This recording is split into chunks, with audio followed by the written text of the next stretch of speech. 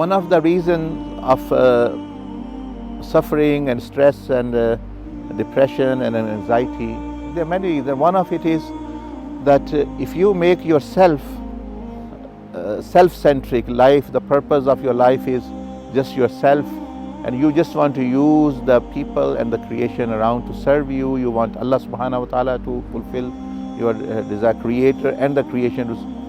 This, you have made things upside down, and if you have made a purpose like this, then actually you won't achieve that salvation, that peace, prosperity and success in dunya or akhirah. And whole of the history is witness of that. Because a person who will be self-centric and egocentric, they will harm others to fulfill their desire. They will defraud others to actually fulfill their desire.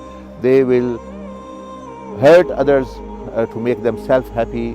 They will do zulm. They will do certain other things, because center is them. Like Allah subhanahu wa ta'ala said, 𝐒𝐴رَأَيْتَ مَنِ اتَّخَذَ إِلَهَهُ هَوَاهُ.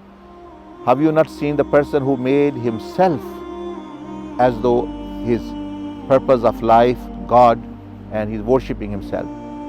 Whilst if you, the true way, the true path which the Creator have mentioned is that وَمَا خَلَقْتُ الْجِنَّ وَالْإِنسَ إِلَّا لِيَعْبُدُونَ, that you should put Allah subhanahu wa ta'ala in the center of your life, live Allah and God-centric life, so that actually our whole life actually revolves around the pleasure of Allah. If you do that, in return you will get what you want, with peace and prosperity and school, and also beyond even your expectation you will receive in dunya and akhirah. So one should correct the basis of one's life. Otherwise actually a person will only drown and drown and drown more and more actually into this pit of confusion and failure.